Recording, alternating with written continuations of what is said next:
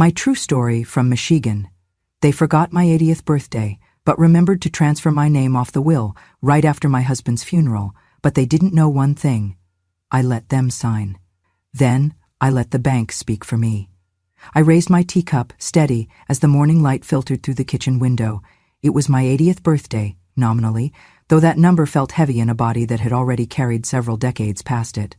I was excited, dare I admit, a quiet happiness stirring in my chest, until I heard them. My sons and my daughter, all three, were seated at the table beyond my table, their backs to me as they sipped coffee and chopped breakfast. 80 years old and still expecting presents?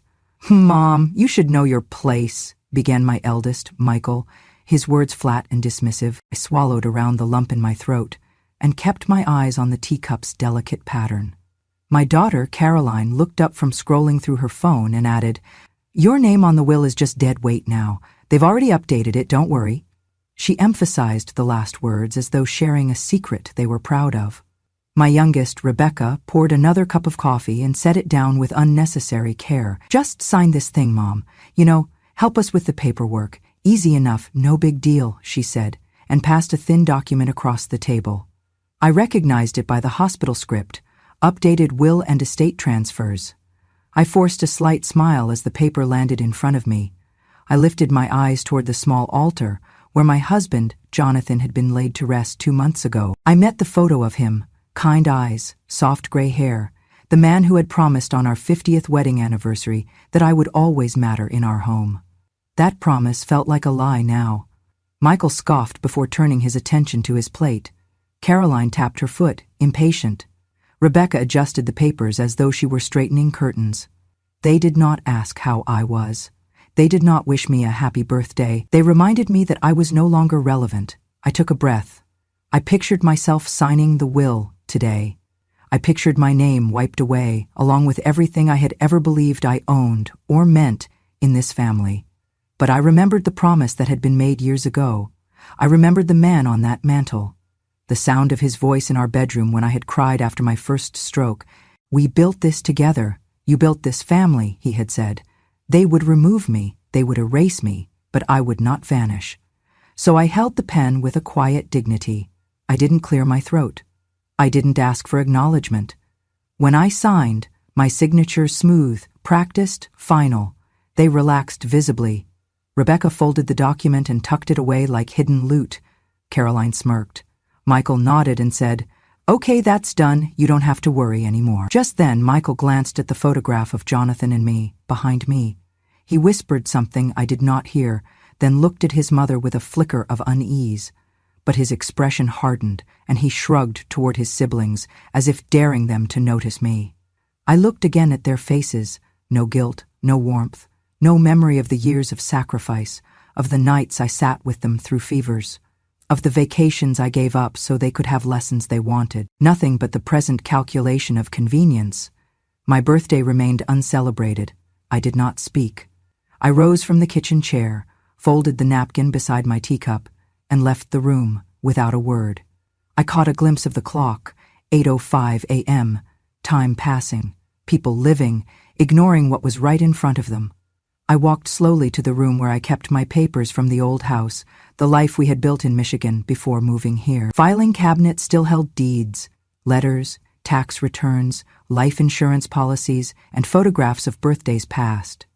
I remembered the smile of my daughter on her 18th, the tears of my son's high school graduation. I remembered that behind each of those photographs were dinners, some of which I had cooked, while the kids sat at that same table. I remembered the promise, "You'll always have a place." I closed the cabinet door. I pressed my palm against it. I whispered under my breath, "I haven't forgotten either." Later that morning, I walked out of the house, my daughters-in-law and daughters still murmuring behind me. I smiled politely, though my heart pulsed with purpose. I had my plan, I had my proof, I had the bank. They had given me the pen. They believed I'd signed their will, fade away, become irrelevant. But I wasn't signing away what mattered. I was signing in silence. And I would let the bank and the law speak for me. I never imagined that stepping into my home after my husband passed would feel like entering someone else's house. but that's exactly how it happened. Years ago, after our daughter's graduation and our son's college graduation, my husband and I sold our small Cape Cod in rural Michigan to help our children build their futures. We used the proceeds to buy a modest condo near the city so the kids, Michael, Caroline, and Rebecca, could have a safe place to come home to. My husband and I moved into a smaller apartment, saying we were downsizing, but really, we were building a legacy. I became the family's financial organizer by habit. I balanced budgets and tracked tax returns. I signed the paperwork to transfer the condo into my daughter's name because she was taking out a loan for her own business. I switched our savings into Rebecca's account so she'd have cash for graduate school. I helped my son and his wife with a down payment for their own home, used my retirement funds to fill the gap, believing they would repay me when they could. I remember the year my husband and I took the train to Chicago for a quiet anniversary week in a tiny bed and breakfast. I was balancing spreadsheets until midnight, making sure my daughter's rent was paid, my son's mortgage deposit was squared away, and our own bills were up to date. My husband teased me, calling me the queen of nickels and budgets, but he smiled, because I loved them, all of them, and I thought that's what family did. Over the last decade, each of them seemed to do exactly what I had hoped. Michael graduated from business school and got a job in finance. Caroline opened her bakery, and thanks to that condominium fund, she had a full kitchen and a quiet apartment. Rebecca finished her master's degree and became a school counselor. All three of them had thrived. And yet, it seemed like none of that long memory was worth a birthday cake. After my husband's stroke, we moved again, to live near my son's home in Michigan. They had built a 2-bedroom addition, and they said I could make it my own space. It sounded nice. I'd have a room, a bathroom nearby. In reality, that room quickly became storage. He installed shelves, she painted the walls a neutral gray, and I became their silent guest. Sometimes lunch, sometimes errands, but always disposable. When the anniversary of my husband's stroke arrived, they threw us a quiet dinner. Me, Michael, and his family. The wife, the pediatrician they hired, and no one else. There was no mention of our 35th anniversary.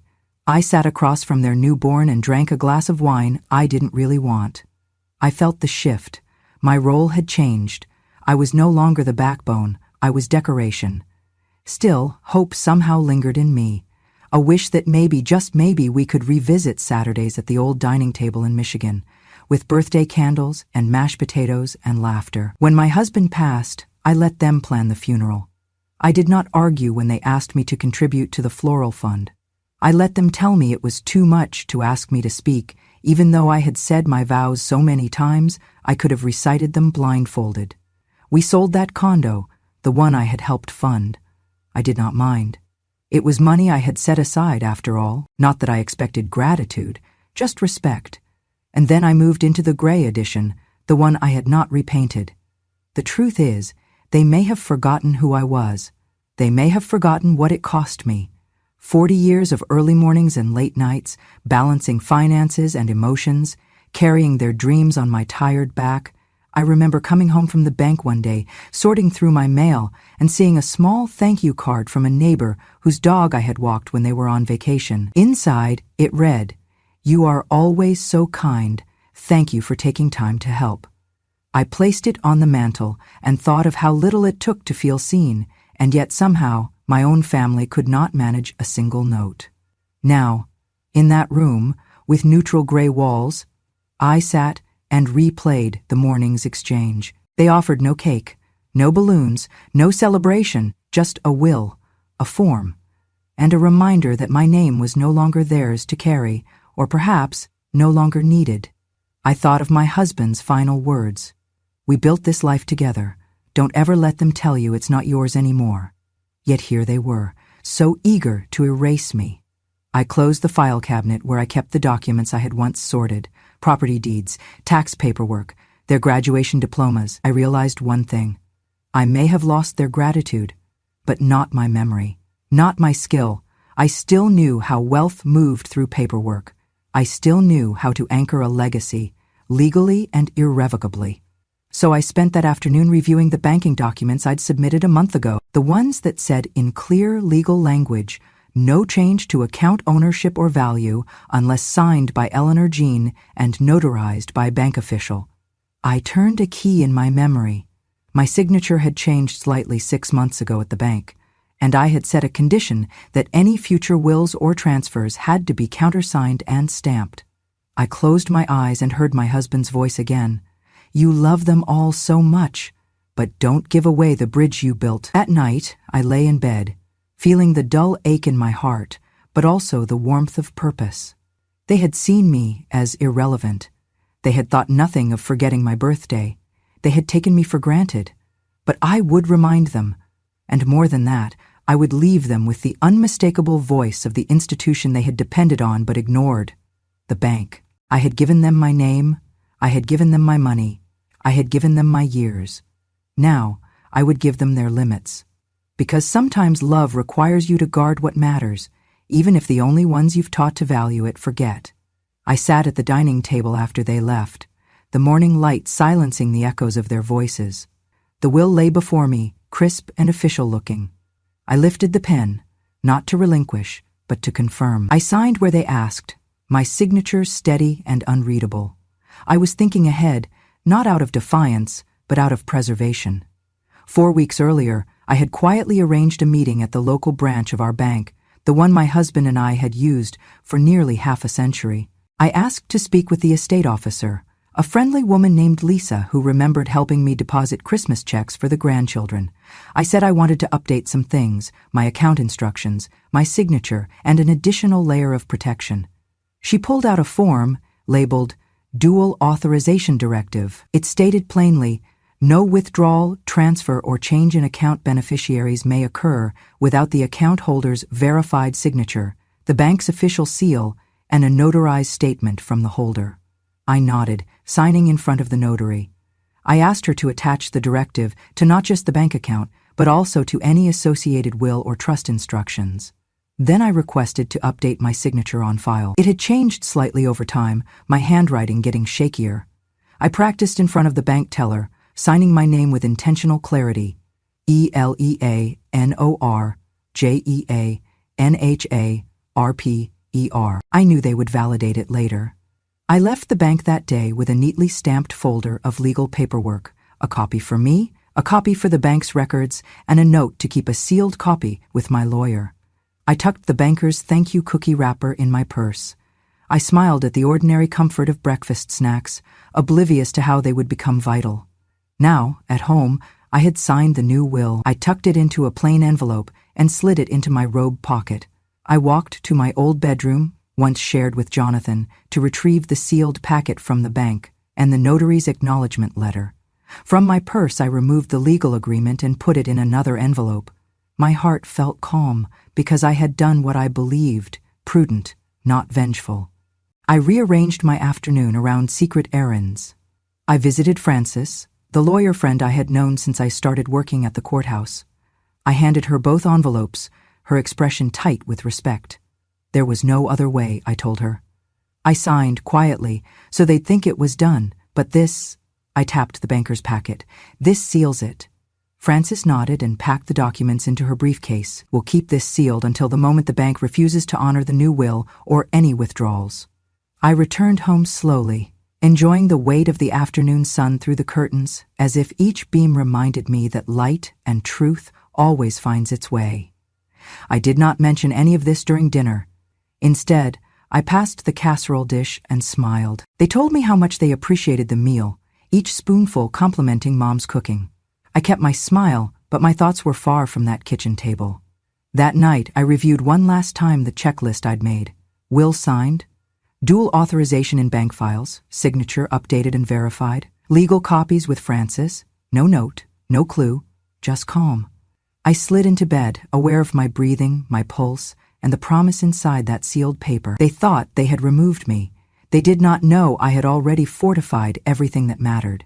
And soon, when they tried to impose their will, the bank would speak instead. Sleep came to me afterward, like a quiet breath of triumph. The morning was crisp and clear. I had taken the bus downtown, not wanting to drive myself just in case something happened during the confrontation. I wore a simple navy coat, my silver hair tucked neatly, and a calm expression. In my purse, I carried the sealed packet from the bank and another from my lawyer. I didn't glance at them. I wouldn't need to. I arrived at the branch just after opening.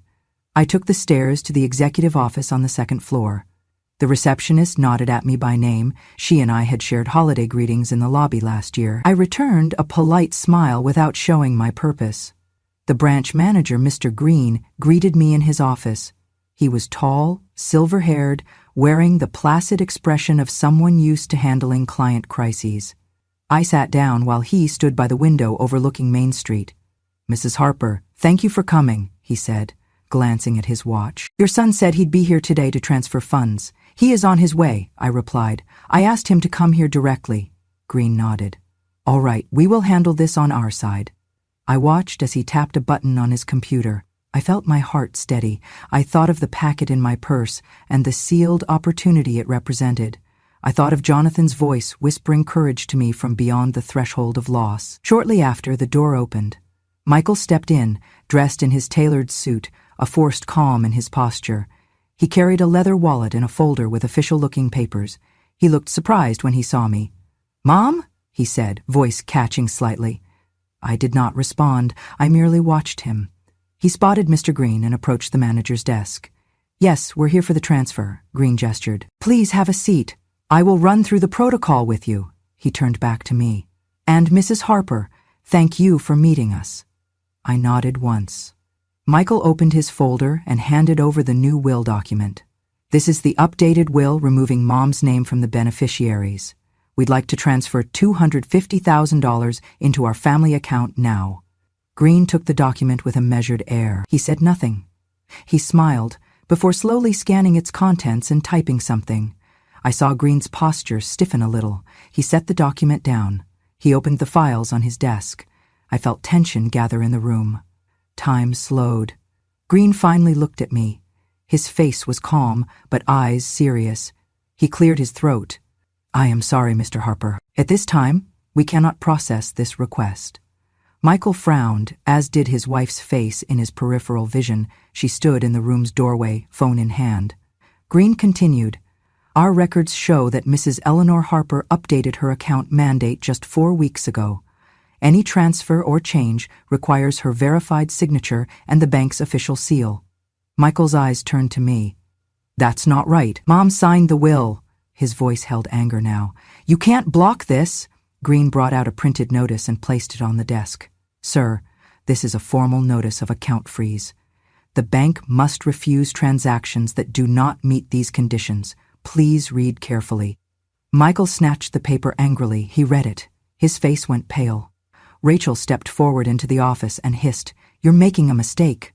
"I'm sorry," Green said again. "Our policy is clear. We cannot override the account holder's instructions." Michael slammed his folder closed, eyes flicking to me again. "Mom, this is embarrassing." I did not answer. Green closed his files. "As a courtesy, we may hold an in-branch review if there is a notarized rescission or countermanding directive from Mrs. Harper herself." Michael looked at me with desperation. Can you just say something?" But I had no intention of speaking. I had said enough, quietly, under the regulations, with every document in place.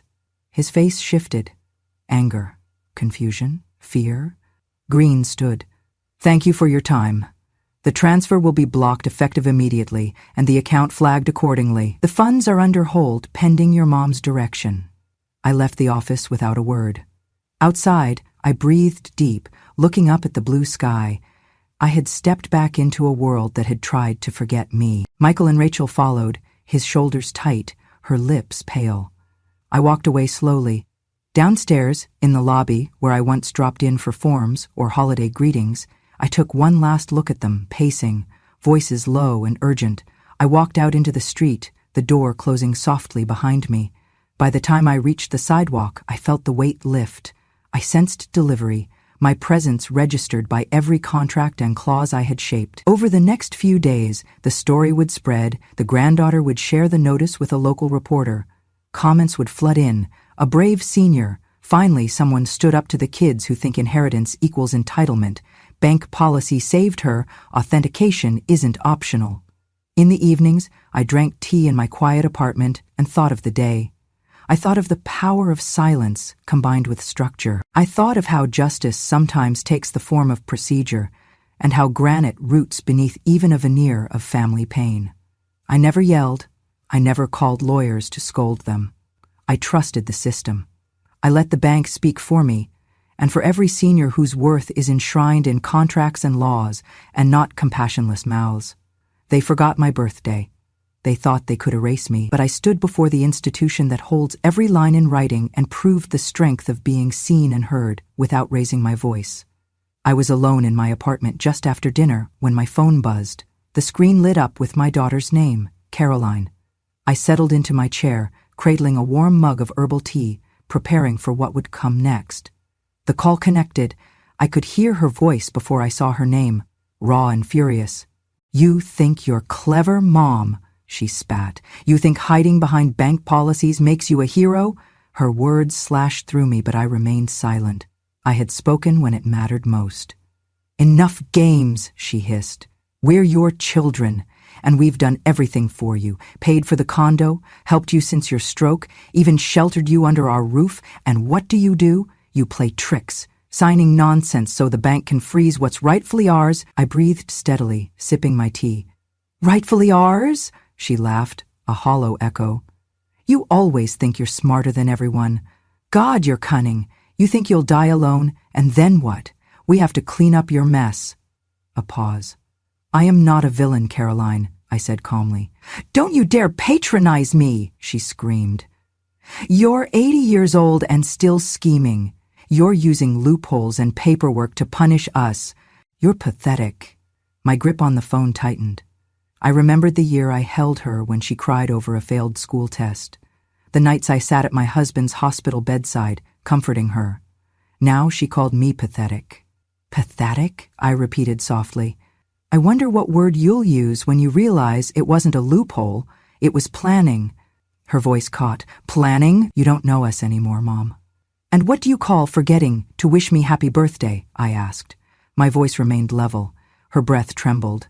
"Birthdays don't matter. Inheritances do." "Inheritances come and go," I said, forcing warmth into my tone.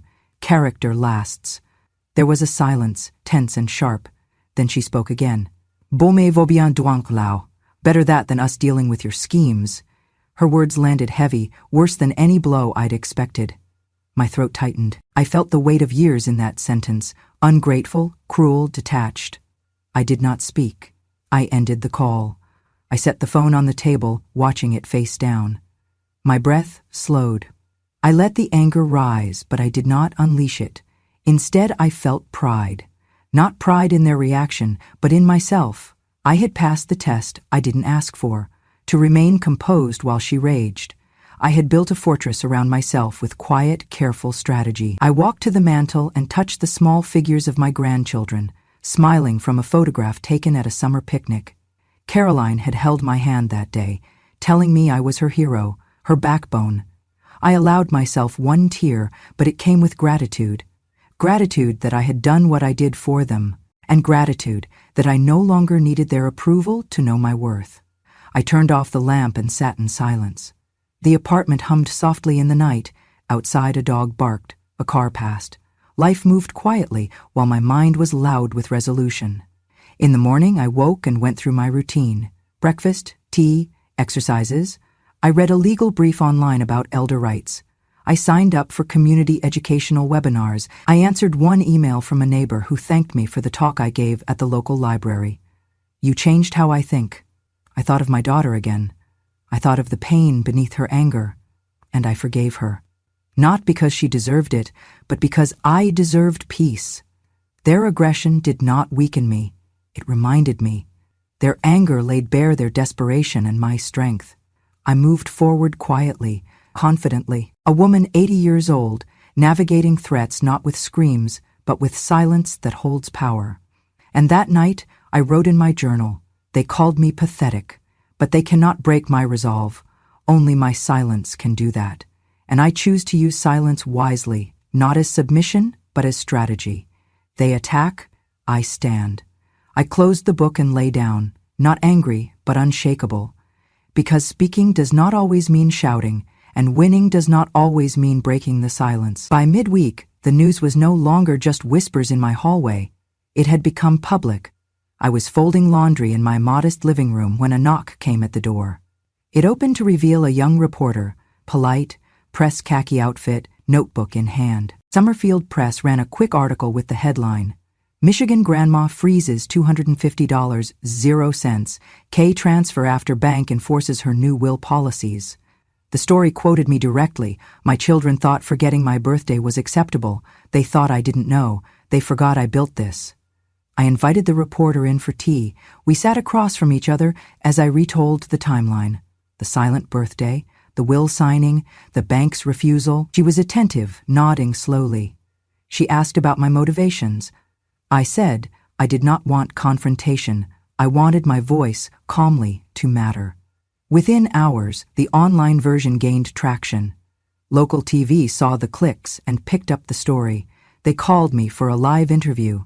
On camera, I wore a simple sweater. My hair was brushed neatly. The reporter asked, Mrs. Harper, were you afraid of confrontation? I answered, I was prepared. I believed in the rules I set. I trusted the bank would speak for me. The segment aired in the evening news slot. I sat on my couch, watching myself describe the legal process. I described elder rights, the importance of dual authorization. I noted how many seniors hesitate to assert themselves. That night, emails poured in. A woman from Grand Rapids wrote, Thank you for teaching me to stand up quietly. My husband and I regained power in his trust thanks to your example. A man from Lansing said, My mother lives with me and I thought I was helping. After seeing your story, I called her and asked how she felt. A counselor wrote, Our center invited me to show your segment to families. People watched in silence, then cried. On social media, comments flooded beneath the digital article.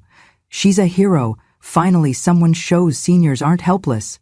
Let's celebrate her on her 80th, not forget. I read each message quietly. Some evening, I printed a few and taped them to the living room mirror.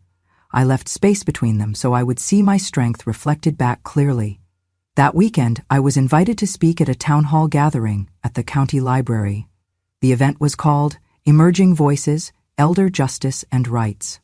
I stood before a room filled with local officials, social workers, educators, and seniors. I began, Thank you for inviting me, not because I did anything extraordinary, but because I decided to use the tools I had. I shared details of the bank directive. I explained how minor legal maneuvers can create real protection. I told them, seniors do not need loud protests. We need clear voices backed by systems that listen. The audience listened attentively. At the end, many approached me, a retired teacher, a nurse, an accountant. They asked how I handled deadlines. They asked how to help others implement similar safeguards. One woman gently touched my arm and said, You gave me hope, for myself and my husband. I felt a soft hum of purpose. That Sunday, the local church invited me to speak briefly after service. The pastor introduced me.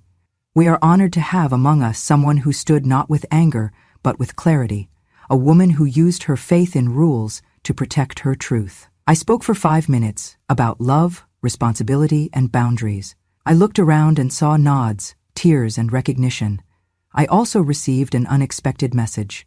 A small nonprofit that fights elder financial abuse asked me to join their advisory board, so I agreed. In the following weeks, the media attention settled into a steady stream. Interviews came from statewide radio, a legal podcast, even a national public television station covering elder rights. Still, I remained in my quiet rhythm. Tea in the morning, legal reviews by noon, calls with Francis, and walks with Angela in the park. I never chased fame. I simply said yes when the moment called for it. One night, I attended a small dinner hosted by an intergenerational support group. The event aimed to bridge understanding between older and younger neighbors. I sat at a long table with 30 people, some my age, many not. A young man leaned close and said, I watched your interview. I'm 24, living with my grandma. I didn't realize I should ask her about her paperwork. He raised his glass. Here's to you. The toast was simple, but my heart leapt. Then a woman in her 70s, stooped slightly, walked over. I remember when banks didn't listen to women, let alone elderly women. You showed them. and that matters. I held her hand firmly and thanked her. That night, walking home under streetlights, I thought, this wasn't my victory alone.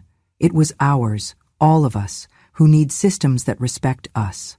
In the days that followed, invitations continued to arrive. A nearby college asked me to guest lecture in a criminal justice course. A state senator requested the bank protocol be included in proposed legislation. Others called simply to thank me. I answered as best I could. I declined interviews that felt sensational. I agreed to panels that felt purposeful, and I returned home each day with the quiet conviction I always had. They tried to erase me at 80. They forgot one truth. That legacy is not just about inheritance. It's about influence. It's about teaching the next generation what protection looks like, without anger, without violence, with clarity. Because every voice matters, old and young alike. And sometimes the loudest sound in the room is composed of silence backed by fact. I never set out to be a pioneer. I simply wanted to protect what was mine, and in doing so discovered that my silence could be more powerful than any speech. A month after the bank incident, I sat at my kitchen table with a cup of chamomile, reviewing messages I had received, invitations to speak, notes of thanks, opportunities to help others. I paused on one email from the Michigan Elder Rights Foundation, inviting me to co-found a nonprofit initiative. They wanted to call it Justice in Silence. A group of men and women had gathered, retired attorneys, financial advisors, social workers, who believed my story could be the backbone of a movement. They asked me to be co-founder and spokesperson. I agreed. We met in a sunny conference room at a community center. I looked around the table. There were people younger than my grandchildren and some older, many with tired eyes and hopeful hearts. We discussed mission, bylaws, outreach. We drafted plans for free legal clinics, training for bank employees, materials for senior centers. We debated logos and taglines. I spoke up when I could and listened when it mattered more. My role was clear. I would be the public face, and my story would be the catalyst for change. 6 weeks later, I stood on stage at the Michigan Senior Advocates Summit before an audience of nearly 500 attendees, seniors, advocates, bankers, and legislators. The room felt like a sea of lives shaped by experience, each line on their faces telling its own story. I stepped to the podium, adjusted the microphone, and looked out. I began. Not long ago, I was an 80-year-old grandmother whose children forgot her birthday but remembered to transfer her name off a will. I signed, but I did not vanish. I prepared. I trusted legal structures. I let the bank speak for me. A hush spread through the crowd. I shared the timeline, the silent breakfast, the crisp signature on the will, the dual authorization directive at the bank weeks earlier. I told them how the bank froze my account, not because I screamed, but because I followed the rules. Then I said, that day, I became more than a retired clerk or a mother. I became a precedent. Not in court, but in community. I hope you will join me in becoming precedents too. I explained the mission of Justice in Silence. Legal empowerment workshops, teaching seniors to use their rights and protect their assets. Bank partnerships, working to adopt dual authorization policies statewide. Advocacy, encouraging legislators to include protections in elder law. Support networks, for those who feel isolated or silenced. During the Q&A session, a woman in the front row stood up. Her hands shook as she spoke. My daughter did something similar to me. I was so afraid I would lose everything. Your story, it gives me hope. Another man raised his hand. I am a banker. How can we implement dual authorization without stigmatizing customers? I responded, education, empathy. Systems don't have to be cold. They just need to be reliable. By the end, the room erupted in applause. Many filed past to shake my hand, hug me. A few cried quietly. I accepted each gesture with gratitude, but I also felt a current of responsibility flowing through me. After that event, the media interest grew anew. Local news aired the speech. A state newspaper published an op-ed I wrote, When Silence is Strategy. I was invited to a TV panel on elder financial abuse. I joined a task force to draft model legislation for banks dealing with senior clients. Despite the attention, I remained grounded. I wrote letters to other seniors I had met, encouraging them to start individual conversations with their lawyers, banks, and children. I visited nursing homes, not to preach, but to help residents organize legal support groups. I answered emails personally, typing each one with care. One afternoon, I received a call from a state senator's office. They were working on elder protection reform and wanted to include clauses inspired by my bank directive model. They asked for my guidance.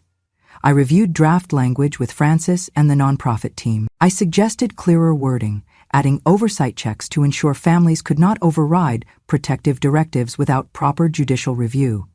My suggestions were accepted. When the bill passed unanimously in committee, just weeks later, I sat in the gallery, watching the chairman read my name into the record.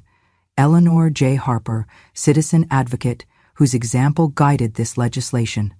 I quietly pinched my robe. Later that week, Michigan's governor signed it into law. They invited me to the ceremony at the Capitol. I wore my Navy coat again. I carried no bouquet. I carried the story. Standing there, I thought back to that birthday morning. I remembered the table, the pen, the silence, and I realized I had not just recovered a bank account. I had found a voice that spoke for those who believed silence meant surrender and proved it could mean strategy. I returned home that evening and unlocked a handwritten letter from a woman in the Upper Peninsula. She spoke of living with her son, afraid of asking questions. Your story taught me I could ask.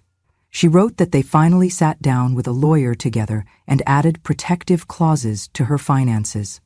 I folded the letter carefully and placed it in a drawer, next to the token necklace my husband gave me. By the time I put out my bedside lamp, I whispered thanks for that simple truth. Wisdom does not retire, and silence is sometimes the loudest artwork. And tomorrow I would wake up and continue. Because being a pioneer is not about one speech, it is about thousands of small, quiet moments built upon purpose and law. The house on Maple Street had stood silent for months. I first saw it from the bus window, its blue shutters faded, the grass grown too tall. It was the house my husband and I had built decades ago, our base, our roots. When I signed that will, I gave my name away, but never the memory of this place. I had no intention of leaving it empty. A few days after the new elder protection law passed, I finalized the plan. The house would become the Justice in Silence Legal Aid Center. I consulted with Francis and the nonprofit's board. We converted the upstairs into an office and meeting space.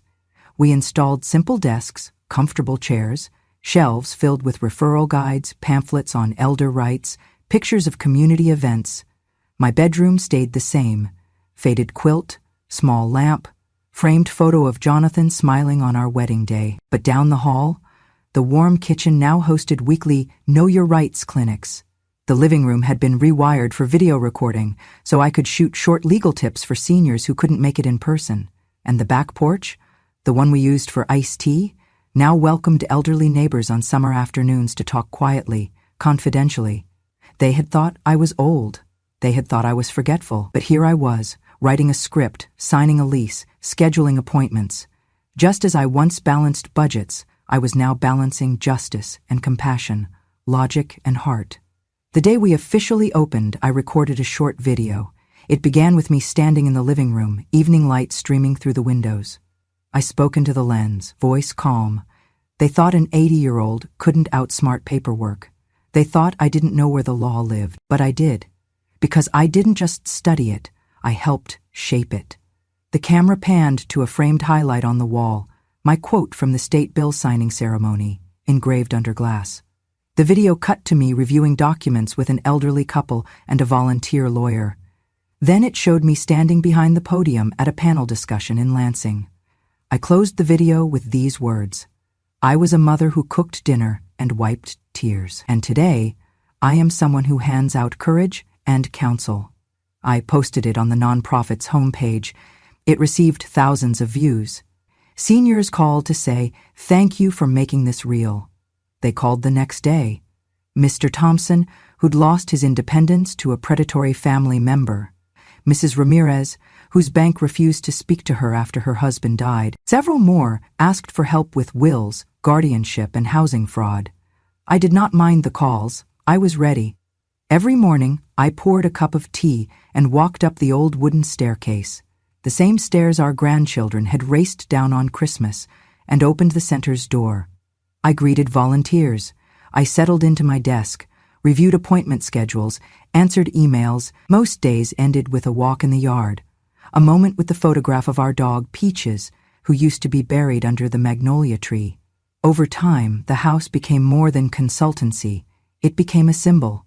Neighbors volunteered, local radio ran public service announcements, and the paper wrote feature stories. Eleanor Harper's house, where quiet justice speaks loudest. I remember the day I stepped into the living room and saw a framed letter from a family I had helped. Because of you, my mother is safe. Because of you, I know how to respect her. Thank you. I fingered the envelope. I felt equal parts sadness and satisfaction, reminders of why I began this. A year later, I stood in the same living room, with Frances beside me, signing final documents to secure the house as a nonprofit property. The deed would transfer to Justice in Silence forever. I held a pen, much like the one I used when I signed that will. My hand was steady. I was a mother, I said softly as I signed. And now I am the judge of fairness.